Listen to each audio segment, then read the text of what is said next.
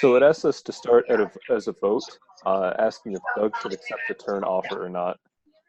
So the turn offer being the $2 million in cash and $2 million of preferred stock. So who says yes and who says no to that? I said they should take the turn offer. You should? All right. I actually said that too as well. Did anyone say no?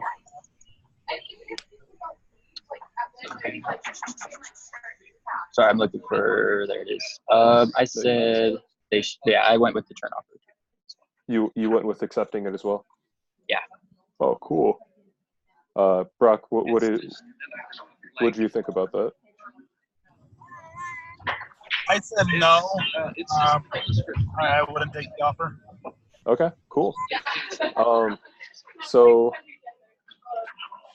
reasons why we should accept the offer, even if nobody thinks it's a good idea. So I chose to accept the offer just because I feel like it aligned more with his goals. It did say at the beginning that he was not like a gambler. It was like, quote unquote, I'm not a gambler. And then also, I couldn't shake the feeling that at the beginning of the case study, when we're listening to our instructor talk through the video, it was talking about how, sometimes the money isn't worth it and you have to go with your personal goals. And so like kind of going in with a lens of that, that's what swayed me to the yes, he should accept it over the no, he shouldn't accept it. Did anyone have a... I think that's a good point, but at the same time, if you look at Turn's offer, I mean, they're offering him, was it 10% of the company? I mean, he may not own the company anymore, I guess, but he'd still be heavily invested in the company. So instead of, basically, he's just taking his money from one pot and putting it in the other. I don't know, what she said, I mean, as far as him not gambling, I think he's still gambling or $2 million cash as well. So I still think he's gambling no matter what he does, in my opinion. Yeah. I think that's a really good point. Maybe I misunderstood something in the case, and if anyone can put me in the right direction. I thought that they were buying the company from him, and he wasn't going to be a part of it if he was in Turn. Is that, or he's still going to be a part of the company if they buy, if Turn buys?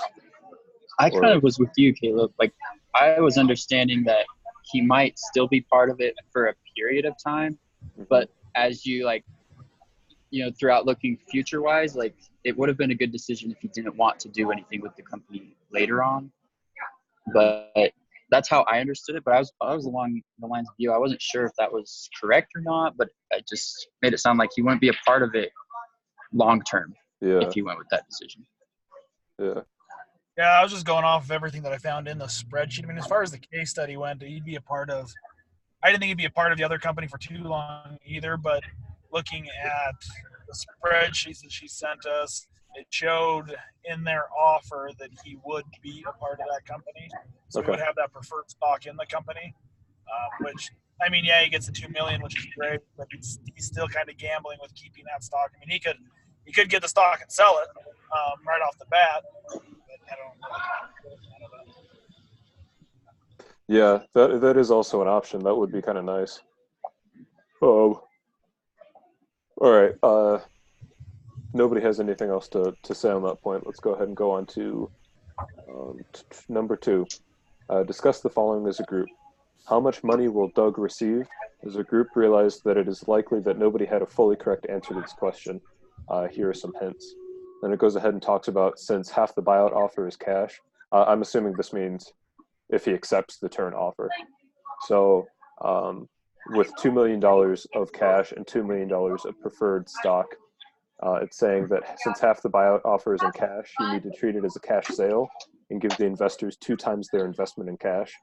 And since half the buyout is in preferred stock, you need to treat that portion of the buyout as stock and give investors 25% of the proceeds from the preferred shares. So that's quite a sizable cut from that $4 million that he's getting. So Doug's payout is whatever is left after paying back his investors both the cash and the stock. All right. Did you even get that far to making that spreadsheet and figuring out how much he would owe each person if he bought it? No, I didn't get that far. Okay. I dabbled with it. I'm not sure if my numbers are correct though, but I'll go ahead and see if I can screen share.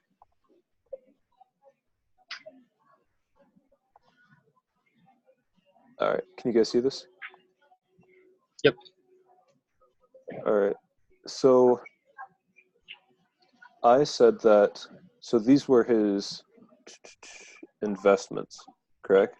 Like, so these are the people going into the investor, the angel investor 1, 2, and 3, and then Tom Washing, I believe it was. So they all came in with a total investment of like a little bit over 500,000. And again, if I'm getting any of this wrong, guys, steer me in the right direction. But I gathered that there would be putting in about $500,000 in cash. So if he were to accept the first offer of $4 million, then he would have to pay off double that in cash. So he would be having to pay off like a whole $1 million in cash to them, and then 25% of the stock. So that's another like 500,000. So, he might be getting this $2 million in cash and $2 million of preferred stock, but it really turns into like $1 million of cash and $150,000. $150,000 worth of preferred stock. So, it's still a nice deal in my opinion, just because he has to do nothing for it. Like, he's just giving up a company, but he would be, giving up a whole lot of those funds just because he's, going to be selling out early. Does anyone disagree with that or agree with that? No, I'd agree with that. Sorry, I know I'm not doing this case the best it deserves. It's a lot of stress being the team leader. I have no idea what the heck I'm doing. Doing a good job, man. You are a lot better than I did. So. Okay, cool. All right. So it says this last question: how much does Shields deserve? Why does Washington want Doug to reject the turn offer? Won't Washington get a pretty good return on his investment? Why hold out for more? How much does Washington give up if Doug shields 50% of the equity? So I guess we'll start out with the basic question was, do you think that Tom Shields deserves that 50-50% and the title of co-owner or co-founder? So I thought that one was kind of interesting, because he was one of the initial investors in the beginning, and I think that was one of the points where I was more leaning towards yes, he should have the 50-50, but at the same time, he's not the primary owner of the company, and so maybe a 50-50 split would not be appropriate in that case. But if he were lifted as a co-founder with lower equity, that was kind of what my standpoint was on it. Like, maybe his equity could be somewhere in the 40s rather than a 50-50 split, because I think I'm trying to remember his name. Shields? Not Shields. Not Starts with a C. Cosman. Yeah. Cosman. Doug. He's because Cosman's the primary owner, and it's his company. He should be able to have a vetoing equity like over 50 to 51%. So I think because Shields was an initial investor and has kind of been there for like the financial advice and a lot of the advisory points, maybe he could be listed as a co-founder, but not at the 50-50 equity. Okay. Does anyone else have a say on that? Thank you for that, Brandon. That was awesome. No, I agree with Brandon on that. I agree that Doug should have the majority. I don't think that bringing in Shields and giving him that equal share in the company, not that it's fair, I just don't think. I don't know. It's not that he doesn't have as much invested, but taking your company and giving it, taking that control out of your hands so early on could really shift the way the company develops. I mean, if they keep it and you're keeping it and taking away that option of selling the turn, you're not. I don't know. You're putting a lot on the line doing that. You had a great deal. You turned down a great deal. So why would you then split everything up to try to make it work? I guess instead of just keeping your complete share. Yeah, there definitely is a risk involved. I guess I kind of agree and disagree with you guys. When it first talked about the case, the protagonist, and again I just forgot his name. It starts with a C. Cosman. Yeah, Cosman. I think that he's a really smart guy and he knows how to like fix problems, but I believe he has no like business, running a multi-million-dollar company. It talked about how like he was super emotional about how he felt like he owed people stuff, and so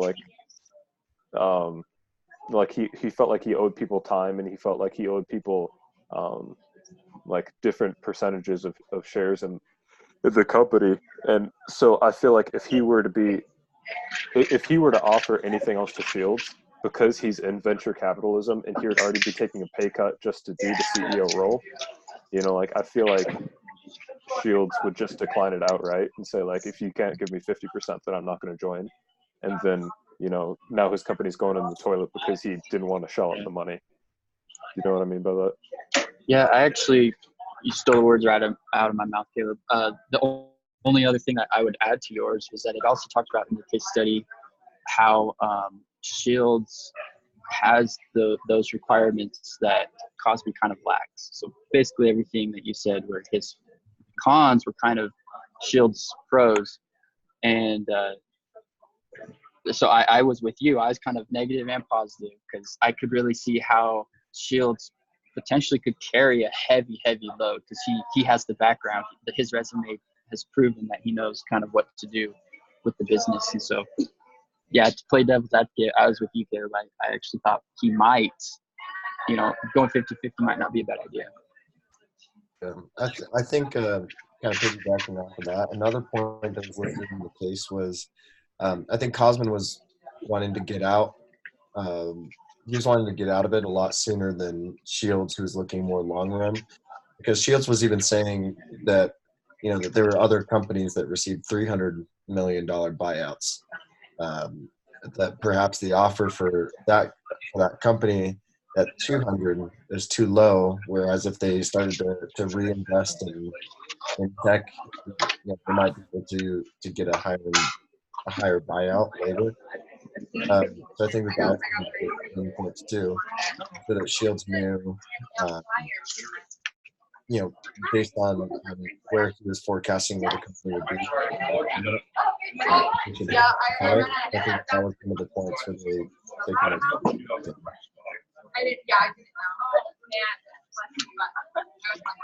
I'm sorry, I got like some of what you were saying. Justin, would you? I know it's kind of loud there. Would you mind keeping the mic in between? Oh, yeah. Sorry. No, you're good, brother. I appreciate you.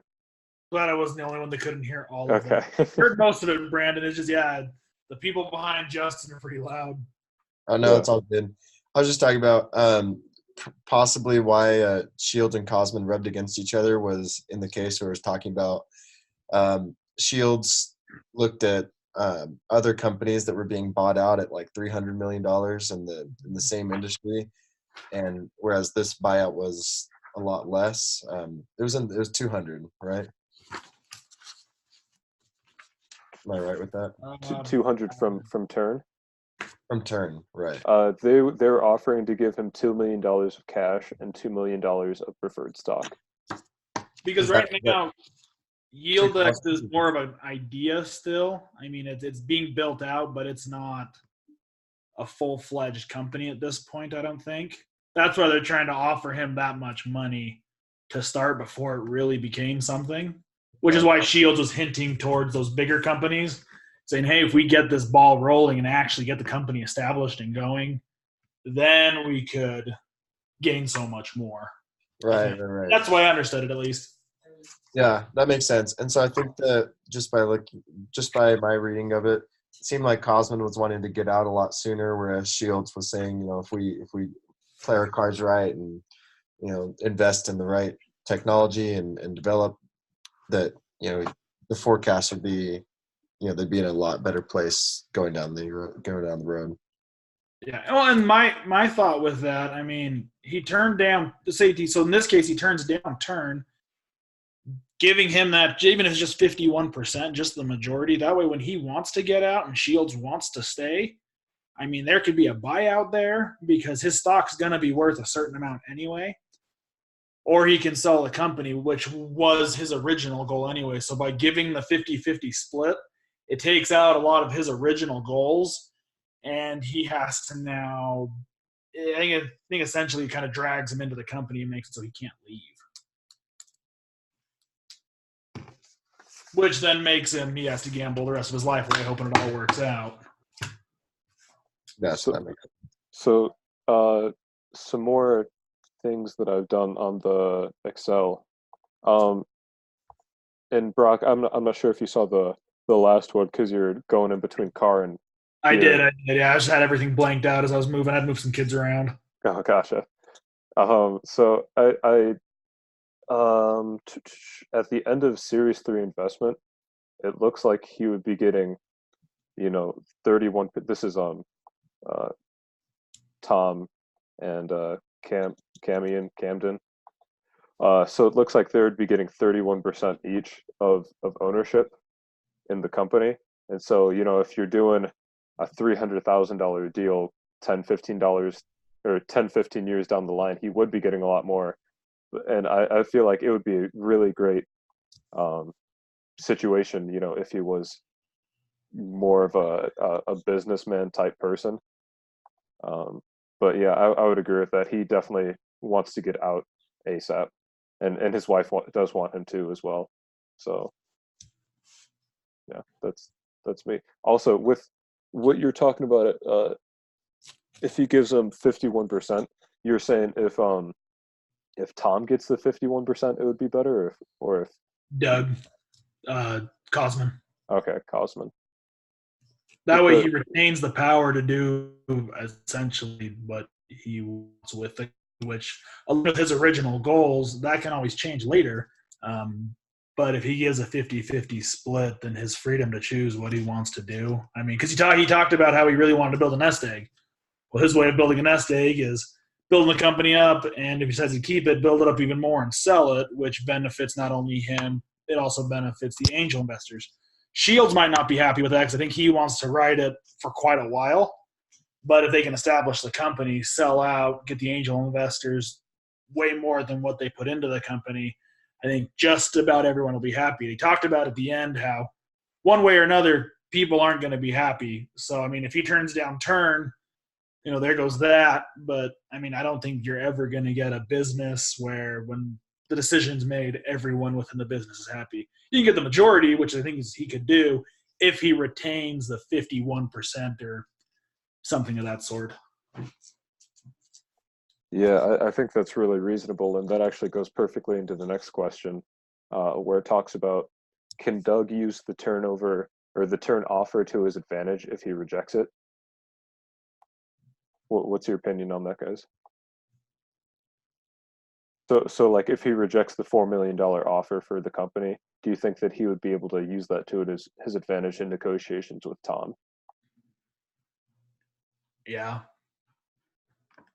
Yeah, I mean, I think anything like that plays a impact. I mean, mainly because he's in control right now. I mean, he's deciding to give up some control. So by Tom understanding that, hey, I have this option on the table, and this actually aligns with my original goals of getting in and getting out and building up that nest egg, I'm not sure I want to give up, 50-50 and make you, I mean, I can make you co-owner, but I don't know if I can make you 50-50. So I'd use it as an advantage personally. I'd say, hey, I have options, persuade me not to use them. Yeah, you guys have already pretty much brushed up on all the points, but yeah, I agree. Like from a personal standpoint, if they were like really close or had a tight relationship, maybe he would understand what he's going through with his whole like wanting to be close to family, blah blah blah. But from the numbers, kind of what you've shown on your spreadsheet and what Brock was saying, like numbers speak for themselves, and so I think that gives him a lot of leverage to go different routes for sure.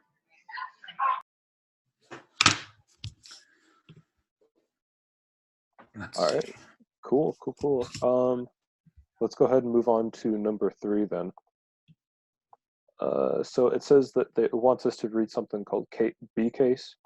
Let's go ahead and open that up and read it. Oh gosh, it's 3. Oh, it's not that long. All right. Do you guys just want to do like paragraph by paragraph? We'll take turns reading it if you guys can see it.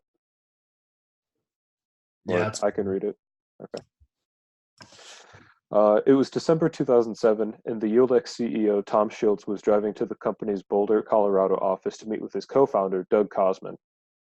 So it looks like in this scenario, he did actually take Tom up on the offer. Since becoming the CEO of Yieldex on October 2007, Shields commuted from the Bay Area to meet with Kosman and the engineering team on a weekly basis. Kosman almost sold Yieldex for $4 million in September 2007, but after an agonizing internal debate, he decided to forego the quick exit and hire Shields to help him pursue additional financing and grow the fledgling company. Shields and Kosman had been negotiating an equity split when the unexpected offer came in, and they were close to an agreement in which Shields hoped to receive 50% of the pre-Series A common shares. Shields had pressed Kosman to turn down the offer, but that came with a price to Shields. He ultimately agreed to take 40% of the common, while Kosman held on to the remaining 60. So, as you guys were talking about, he did use that as a arguing point. Kosman then sold 20% of his common back to the company to take out some cash. Both Shields and Kosman were diluted into Series A rounds that closed several days after Shields joined the company. Sequel Venture Partners led the round with $2 million investment, and they were joined by first-round capital, $500,000, and angel investors that converted their seed notes into Series A shares and invested additional money. The pre-money valuation for the Series A was $4.9 million. Wow. So whoever wants to read next.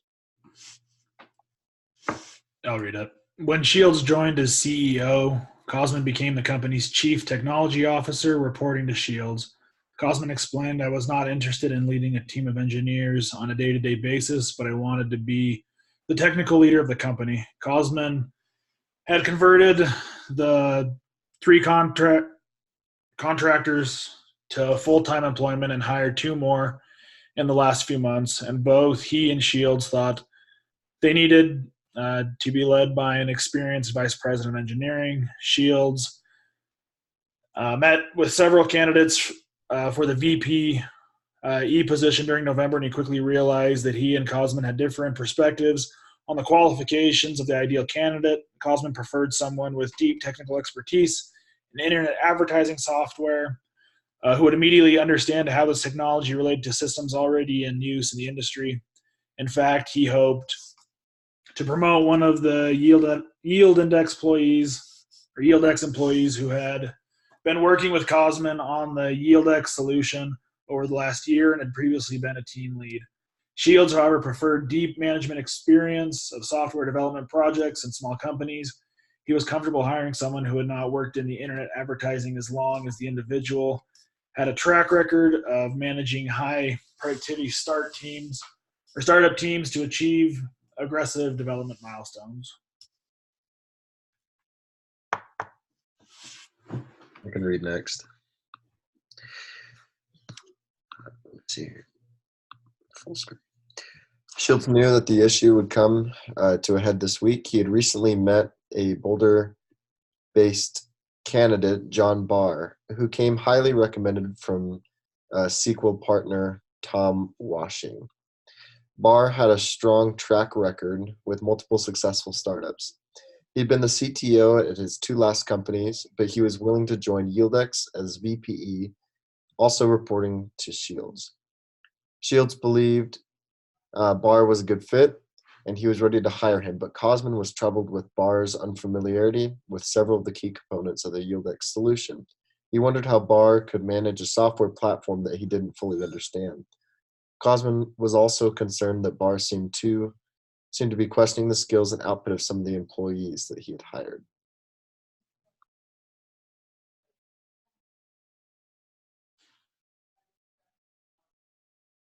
As Shields pulled up to the Yieldex offices, he thought about the implications of hiring Barr against Cosman's wishes. He was confronted by Washing's support of Barr, as he knew that Cosman respected Washing's perspective. Nevertheless, he wondered how Cosman and Barr would interact as the 2 leaders of the Boulder office, and also how it would work when the 5 engineers that Cosman had hired began to report to Barr. Shields knew that this group would have to work closely together in Boulder, while he jump-started the sales and marketing efforts of the company out of the Bay Area. Cosman had architected the Yieldex software, and Barr would need his support to manage the team effectively. Shields respected Cosman's desire to keep looking at other candidates, but he needed to fill his position so he could refocus his own efforts, and he was impressed with Barr's credentials.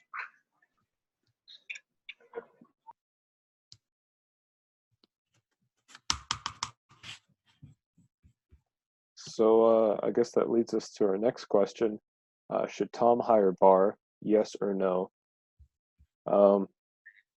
So who says Tom should hire Barr? And a whole whopping nobody. Who says Tom should not hire Barr? A whole. I'm not sure. Yeah, Okay. I'm still kind of like thinking. Thinking about it. All right, we can go back to it and I guess talk about it a tiny bit more. So from what I understand, Barr is a very intelligent person who's qualified for the role, but he doesn't quite understand what he's going to be doing yet, and he also doesn't like some of the employees that Cosman has hired, and he's going to be working with them pretty closely. So I guess my concern going into the situation is that, if he's going to be working really closely with these 5 engineers, then they might fight against each other and have like conflicting views. And, if this Barr guy doesn't really understand what he's going to be doing in the role, is he really a good fit? You know what I mean? Yeah, I think one thing to consider is that he's totally he's fit for the job, even if he doesn't necessarily understand at this point what is going to be asked of him. There's probably going to be a learning curve there, but if he's qualified, he should be able to get the numbers to speak for themselves as far as performance for Yieldex.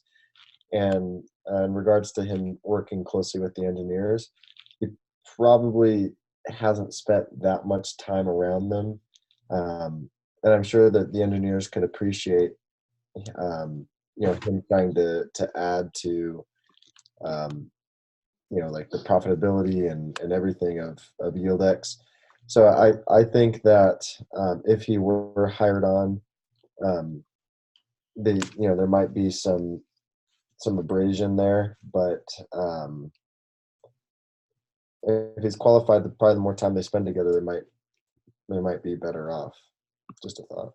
Yeah, I agree with you, Brandon. I think his qualifications should speak for themselves in a way. I mean, you definitely have to prove yourself. My only concern that I would see is because Shields is going to be in the Bay Area, they're leaving Cosman and the engineers, where was it, Boulder, whatever it was. Anyway, regardless of where it is, now that all these engineers are going to have to report to Barr, that could cause problems. Let's say Barr decides, hey, it's not working out with one of these engineers, and Cosman has a problem with that, then he'd start overstepping, saying, "Well, I don't want you to get rid of this guy. He's done X, and X, Y, and Z for me." So I see that conflict being there without Shields really being in the middle of it, there to really make sure things keep happening. I think you could run into a lot of conflict between those two, which I think ultimately would lead to Cosman getting rid of him. Yeah. I'm still 50-50. Like, I see the pro, and for Cosman, you hire Barr, who has the credentials and can take care of this, but then you do run the risk of the relationships and how it's all going to work out, and it might just end up biting you in the butt later on. So I guess if I'm going to have to choose a side, I would just say save yourself the headache. Try to find someone else and move on. I think that Brock, you did it. Or thank you for everyone, by the way, for their opinions on it. Brock, I think you did a great job of answering the question that I was going to ask next, talking about company culture, leadership teams, and investors' relationships. So, with that commute, if Cosman's going from, what did it say, Boulder, Colorado, and they're in the Bay Area. So, also, quick question. When they say Bay Area, are they talking California? Yes. So he's in Colorado, but the company is like 2 states away in Southern California? Yeah. Okay. But that doesn't make a whole lot of sense to me. But, okay. So I feel like, Cosman really wants that hands-off approach. And if he's 2 states away, there's really no way he's going to be making it to the office, So I think it's Shields that's 2 states away. Oh, for Shields it is? I think. Am I wrong? I don't know. I'm sure I could find it somewhere, but yeah, I would think I would agree with you. If they're leaving Barr in charge, then there could be a lot of head bashing. Yeah, it says Cosman and Barr would interact as the 2 leaders of the Boulder office. Okay. Gotcha. So it's hard for me though, because I think I've been a part of hiring people, nothing to this extent, but putting people in a few management positions. Even though people may not fit your ideal candidate, the chances that you come across the ideal candidate in the time frame that works for you and your company are generally pretty slim. When you have someone like Barr, who it's not even that Shields likes him, Washings likes him too, and Cosman respects his opinion. Cosman, I don't know that it has anything to do with it. Washings told Cosman, don't sell the company. We want to keep the company. And he's always had the company's best interest in mind the entire time he's been around, ever since he started help funding the company. So some part of me thinks Cosman needs to just get over whatever his issue is there. Maybe he needs to spend time with him right away and teach. But I think Barr comes pretty heavily qualified, but going to that leadership team and those relationships, I think sometimes, Cosman might have to kind of bend to Barr to make it work. It doesn't always need to be Barr bending to Cosman, because I think Barr would come in with the company's best interest in mind. He's just got to learn those things and adapt in some kind of a way. So I don't know. I think it's just a difficult situation, because you could go either way. It's just a matter if they want to work together. If they can't come to any common ground, then yeah, you're wasting your time. I also feel too, like, if like the very last sentence just speaks to me, and it's just like, if you're just going to hire someone because you just need them right now, I think that's a bad decision. Like, just because you're like, oh, I need them now. I don't care if I don't like them, or I don't care if I have these issues. I just need them now. I just don't think you should make a decision off of that. Even though, like, I totally get the reasoning of needing to fill the spot so you can focus in other areas. I don't know.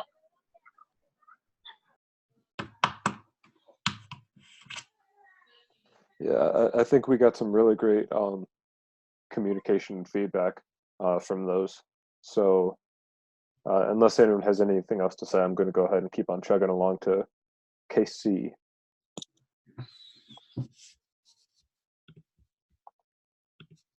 Oh, it's in a PowerPoint.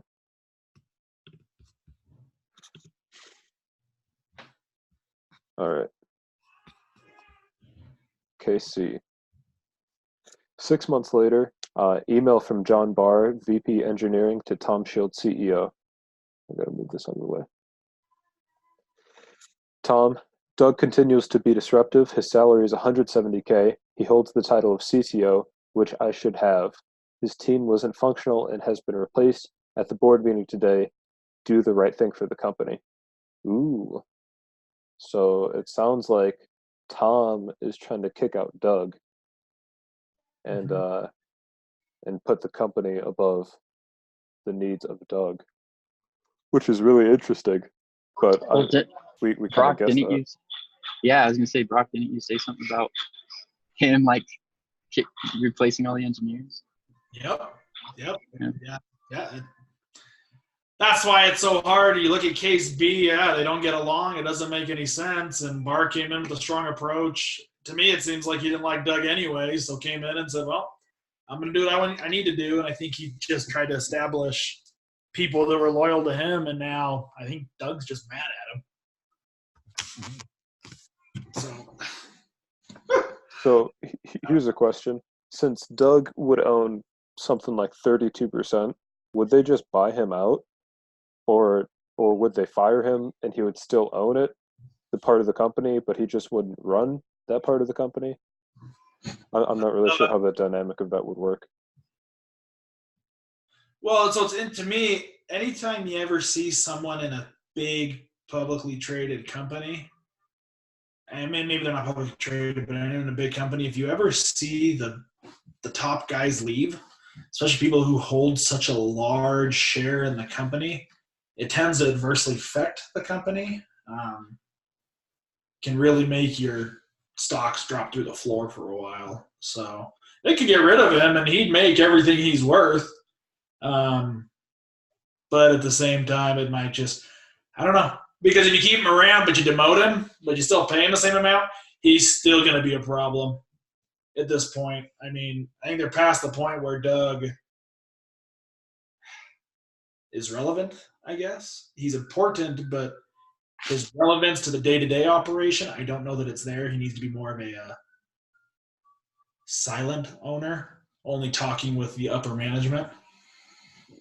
Yeah, I think that's okay. I mean, if you've ever read Good to Great, you know that one of the first principles discussed is that if you have the right people on the bus, it's not going to matter which direction the bus is going. It's going to be successful no matter what. So if they were to kick out Doug, and that might at first adversely affect stocks, and that'd be the news that they're voting out the CEO or CTO. But if you think about it, if they do get the right people on board with Yieldex and kind of take this strong approach into consideration, they could be better off. And Doug could be, they could buy him out and he could be sitting happy. But the similar thing happened. I'm trying to remember which company. I don't know if it was Kimberly-Clark, where the CEO stepped down or something like that, and then they sold off all their paper mills, and they decided to go into different consumer goods. It was like a super, super bold approach, but it turned out really, really well for them. Yeah, I mean, you can even on the other side of that, you can think of Apple. Apple got rid of Steve Jobs, and then Steve Jobs came back in a different role through a different company and made Apple what it was before he died. I mean, you don't know which way it's going to go. You hope it goes the better of the two. In my opinion, I think they talked about in case A how emotional Doug could be at times. He didn't always make judgments based on the numbers and the facts. It was more of he could be very emotion based. And I think that's the problem we're running into now. If he were able to take that back seat, still collect his money, maybe he does take a little bit of a pay cut, not very much, but takes that back seat and lets the company flourish. Eventually he's going to make so much more. Because right now he's, with that emotion, he's forcing their hand, and yet it could go either way in the end. Him leaving could kill him, and him staying could kill him. I don't know. I think it is kind of a funny situation though, because no matter what way I look at it, Doug still seems like he wins in the end. You know, like if he gets the buyout from Turn, he still gets what, like 2.5 million in his pocket. If he goes with the company and does poorly and he gets fired, he gets, that still his crazy amount of salary for that amount of time, plus they buy his stock when he leaves. Or if he does poorly and then he gets demoted, he still gets a salary and the stock. I don't see a way that Doug loses in this situation. Um, and he gets what he wants in the end of this case. So like with Tom being angry with Doug, and he says like I think he should be gone, Doug still wins because he gets what he wanted in the first place, to have a whole bunch of money and to not do anything. Do you think though that since he decided not to move on, do you think he's moved past that idea of wanting the money? I mean, he stayed in the business. I don't know if it's out of spite at John Barr, or I mean, I don't know. I feel like at this point he's pretty heavily invested. I mean, he may get his original goal, but to me, I feel like I would have changed at this point. I mean, you'd want to see the company through. So I don't know. What do you guys think about that? I personally think he changed. Wants more out of the company.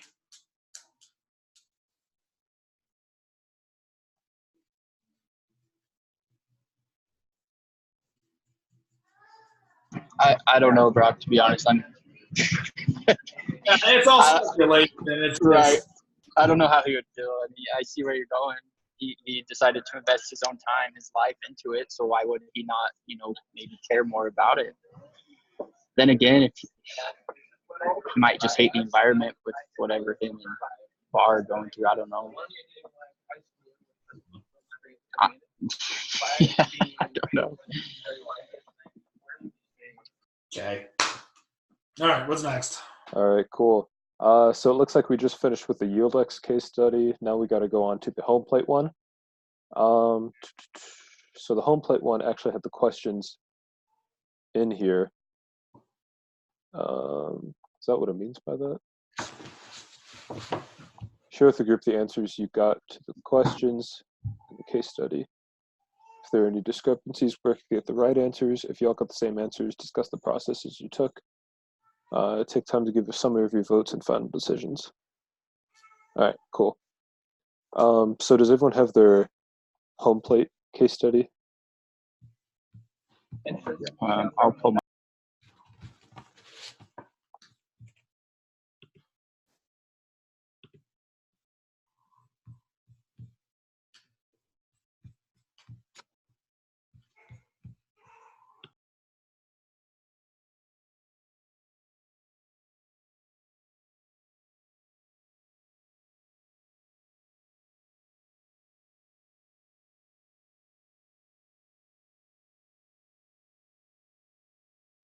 And this one was so confusing.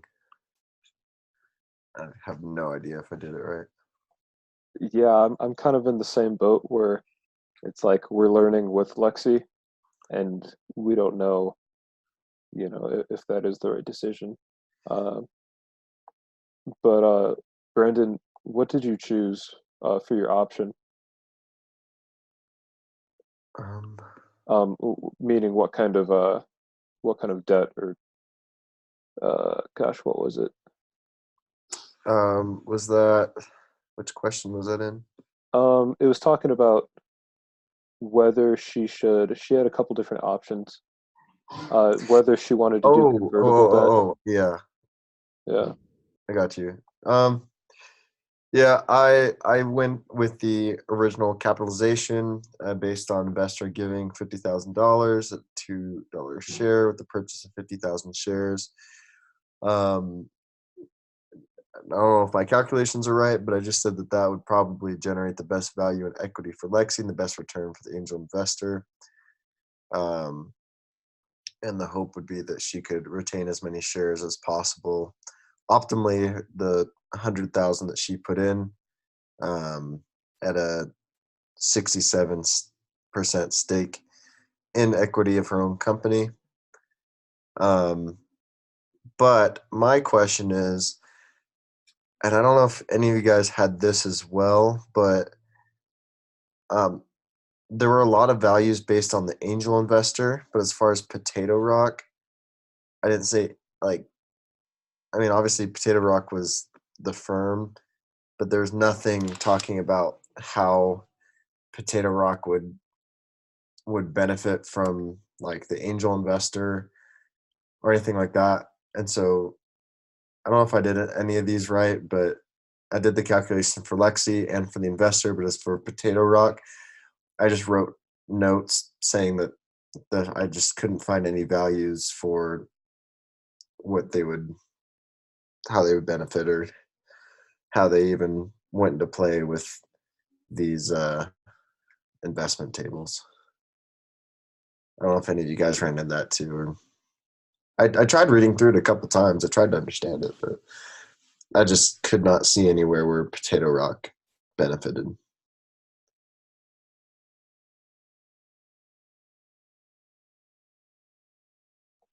Yeah, I think I would tend to agree with you. This case was a little bit, more quantitative instead of that qualitative that we were looking at with the other case. So it is a little bit more dense and hard to follow. For my calculations, I thought that convertible debt would probably be the best option because hold up, let's see if I can share my screen again.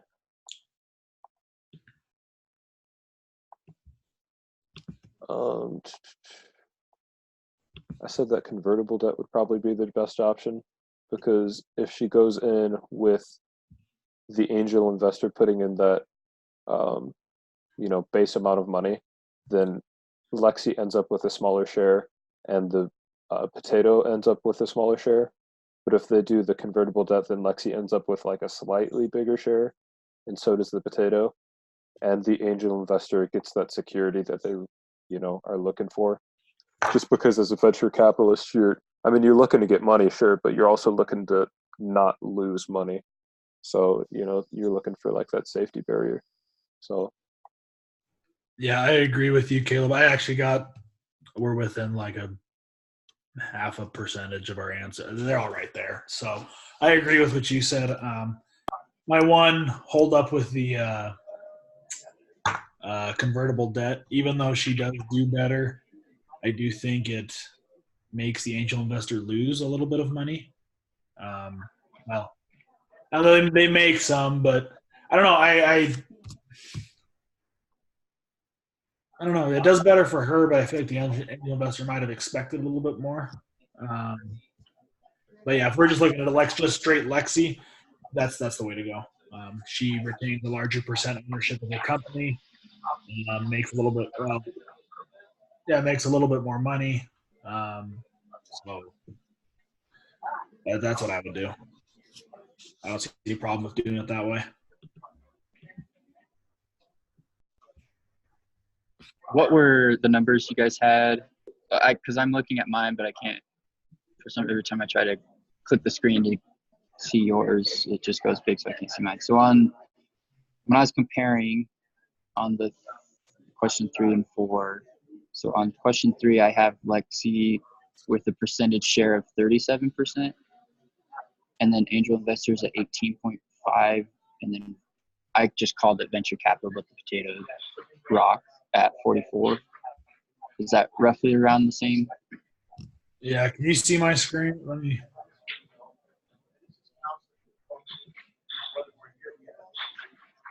Let's see. Are you seeing this chart right now? Okay, yeah. 37. Oh, okay. 41, 9, 40. Oh, yeah, so we are right there. Yeah, that's what I got. Yeah, that's safe. For the angel investor on that last part, the convertible debt, I have a few extra numbers in Caleb. The percentages are within a couple percent of each other. Yep. Okay. Then, yeah, I don't have much to add. You guys said it. For the question 5, I would also go with the convertible debt for the same reasons. It's obvious that for Lexi, she has more of a percentage. So that was the only reason I actually wrote down. Was she got more shares. Yeah, that was my whole point too. I thought, why not go that way? She gets more out of it. So everyone makes a little bit of money in the end. I don't know that Angel made as much as they wanted to, but they still made money. They didn't lose. Um, so yeah, that's what I would have done. Helps Lexi out the most. Yeah, very cool. Looks like we're all in pretty much the same agreements then. And that is actually the end of all the questions that we have. So, does anyone have like any, I guess, like closing thoughts or anything? We need to do Um, group activity. is this not? No, there's a group assignment. Hold up, let me share my screen. It has like 5 questions. Is this what you guys are talking about? Yep. Yep, there she is. Cool. All right. Let us rock and roll then. All right. Complete the following with your group. Answers alone for these questions are not enough. If you get the correct number, you need to show how you arrived at these answers. So Lexi needs $50,000 to get her the next milestone in validating her business model. She has offered the money from Multarctuary Money Management in exchange for 30% stake in her company. Suppose Lexi accepts these terms and later seeks an additional $1 million from Blind Squirrel Partners. What are the pre and post money values for this investment? Okay, pre and post. So for the pre, if I did it right, I was kind of, because I looked at the questions ahead before our meeting. Oh, Okay. good. And for the pre-money, if I understand correctly, I just took the 50,000 and divided it by the 30% and got the like 166,666. And then with that answer, I took the pre-money and added the additional, so the 50,000, and got a post money of 216,000. Yeah, right. So you did 50,000 divided by 30%. You got this. Sorry, not this number. What was the number that you got? You said 116,000. Just so I'm following with you.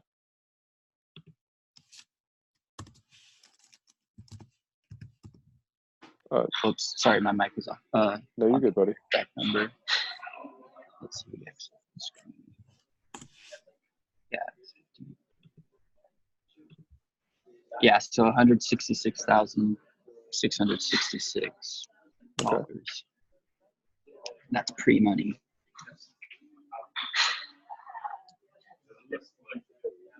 And then you just add the 50 that she needs, the 50,000 to the pre-money, and that's her post.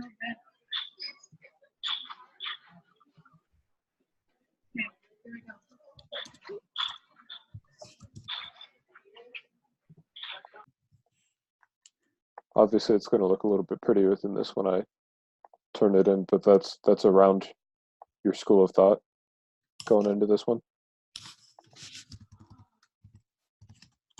50,000. The post should equal 216,000. Okay. 666, yeah. Okay. 16, sorry. No, you're good. Yeah, that's what I got. All right, cool. Whatever. All right. Let's go 2. If she is able to get the pre-money of $2,500,000, what share of the company will Lexi own after second financing? Oh gosh. Okay. So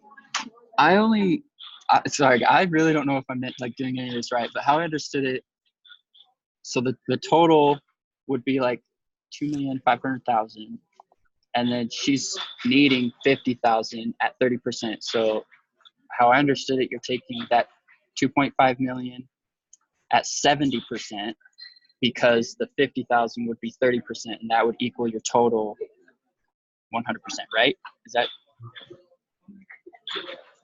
And then you could break them down from there if that's making any sense. So if your 70s, no, I'm sorry, just everywhere.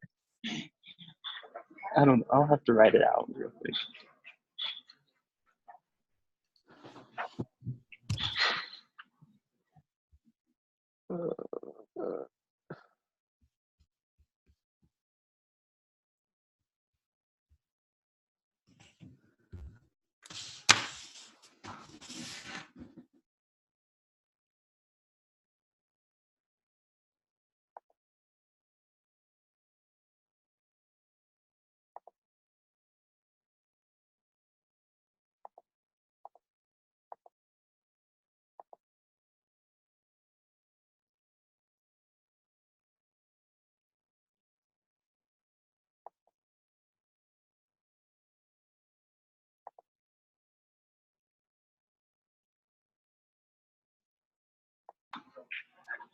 Maybe you guys might know how to do this. Like in my head, we have the three values of 2.5 million, and then we have 50,000, and then she also is talking about accepting or seeking an additional million from Mine Squirrel Partners, which would be applicable after the second financing. So basically we have to find the percentages of the 2.5 million, the 50,000, and the 1 million. Is that, yeah, to get the shares? Is that making any sense?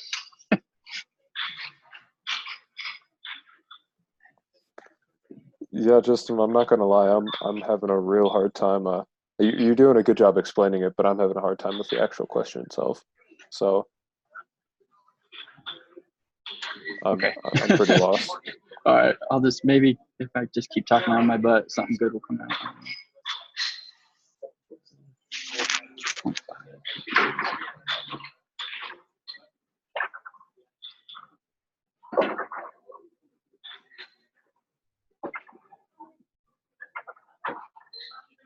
Wait a second.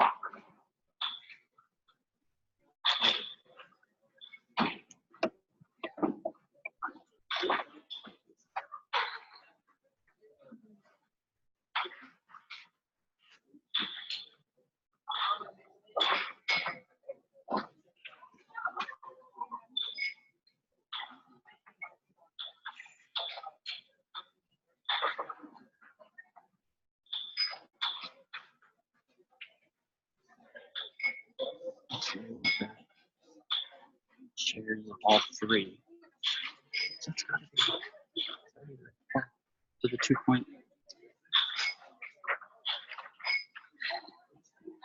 2.5 would be Dexter's share. 50 would be the, what do you call it? Actuary money management. And then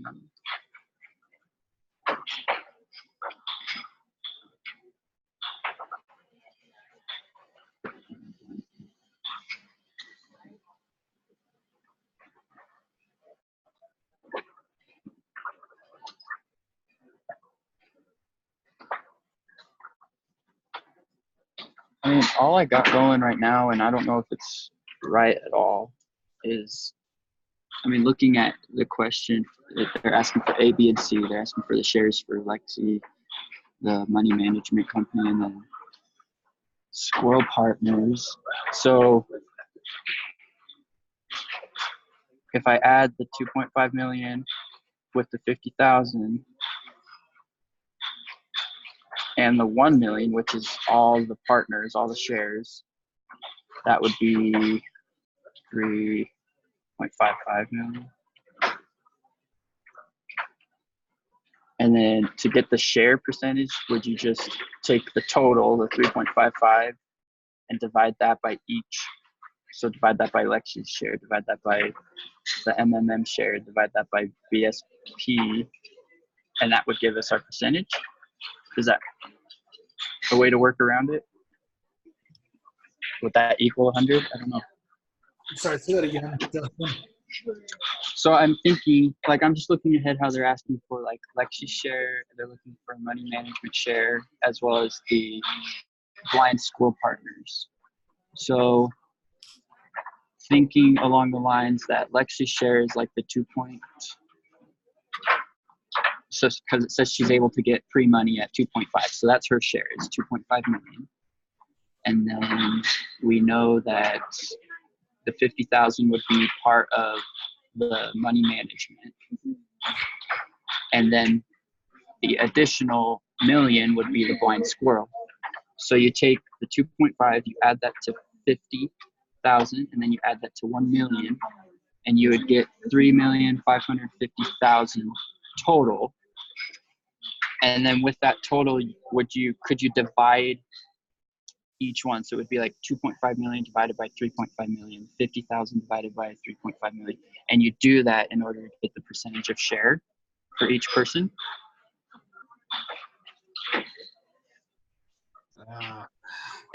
I don't know. I'm trying to get past this. First, I'm trying to add in that 30% stake in the company.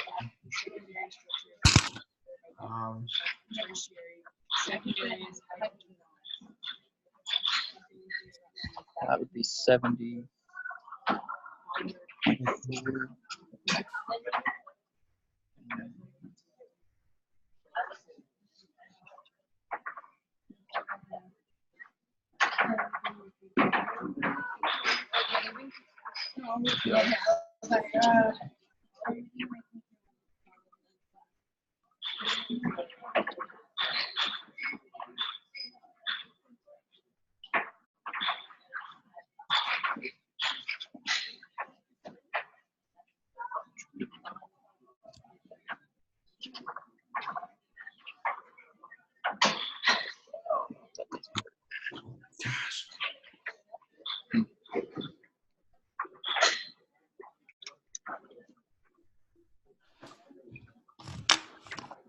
I am not sure.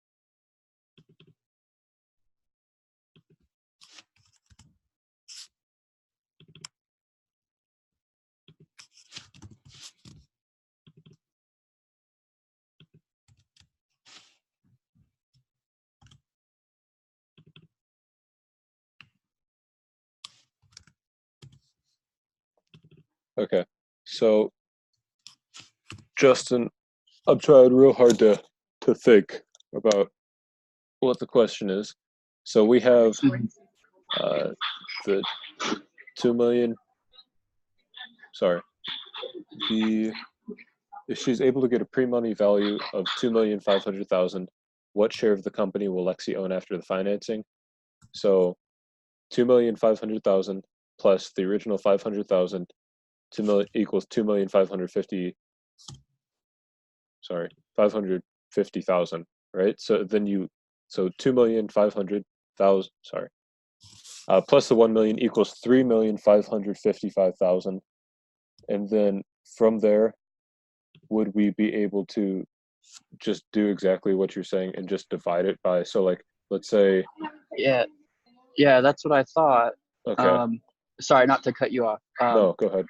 Because I did that. I took the 2.5 and divided it, the 50,000 divided that, and then the 1 million and divided that.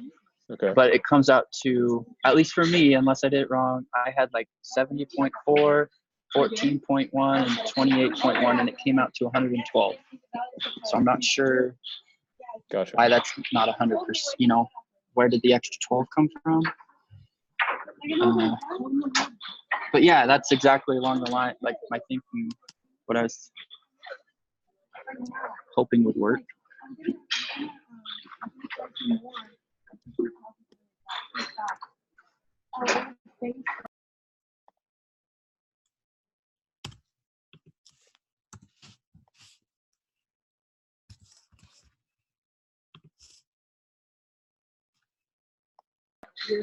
I mean, unless, because the only thing that changes with our percentage is that we're accounting for all three now instead of just.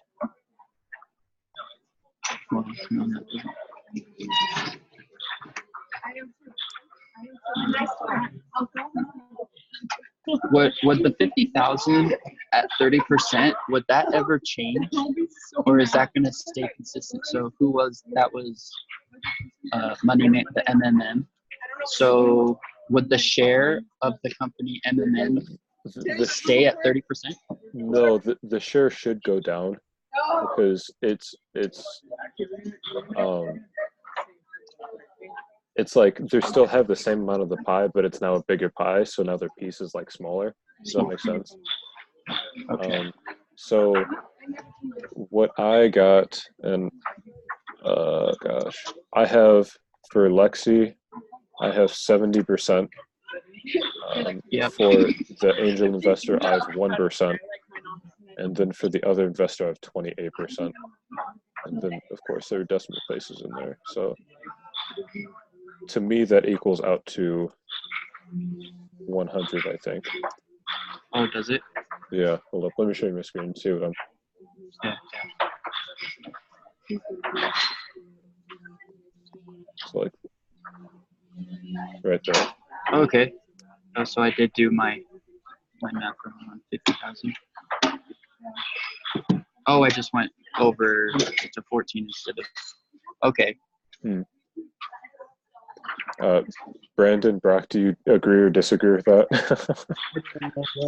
Yeah, I mean, for as hard as this question is, I agree with it. Okay. Yeah. Cool. Yeah, Cool. I was still messing with the 30% for the 50,000. Yeah. It's kind of like a stupid hard question. I mean, not a stupid question, but it is. I feel like it's harder than we want it to be, but we don't know why. I don't think it's so hard. Oh gosh. D's asking for more of the same thing. So what share of the company will the multi-actuary money management? So I had like 1.4, and then BSP would be like, what did I say? They would be like 28.17, something Yeah. like that. All right, cool. Done for that. Whatever. Suppose instead of setting an initial financing, Lexi convinces MMM to issue convertible debt with 0% interest and 10% discount upon conversion. She is able to get the same terms from BSP for $1 million. What share of the company will each party own after the second round of financing? Okay. Let's go into this again.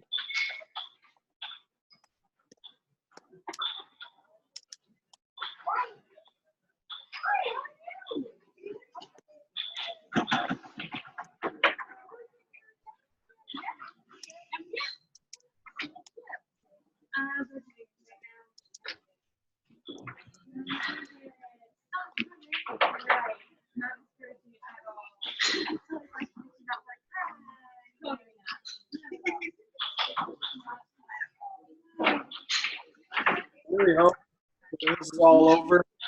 And if we get it wrong, so look at the video and say we tried really hard.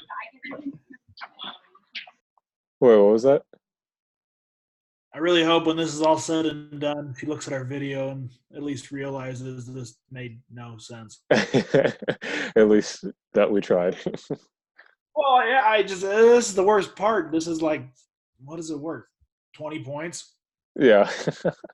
It's all based on, I don't know. I just, ugh. Okay. Oh, jeez. Yeah, I don't know. This is ridiculous.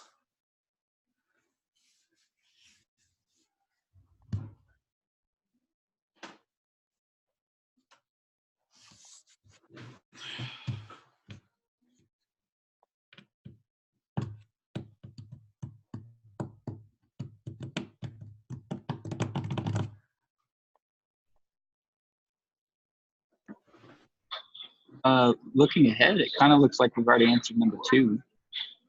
Just as a make us feel better about ourselves. Yeah. About hiring Tom Shields. Yeah. Agreed. That is a little bit better.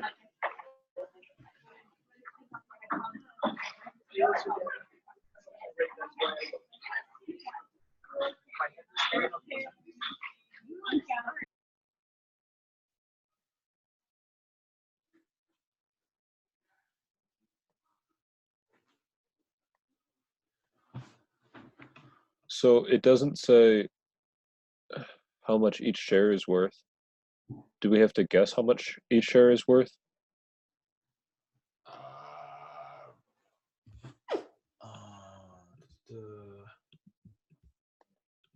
Also, the answer of I have no idea is applicable.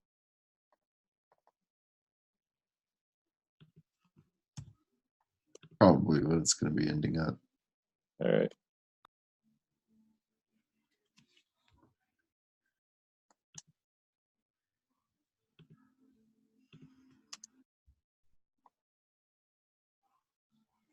I mean, I don't know.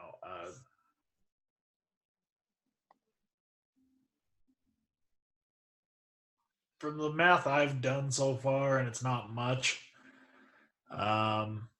just adding in MMM to the previous stuff, with 30% of the company, it has the shares at 48 cents. Hmm. That's not adding in the other $1 million and the $2.5 million.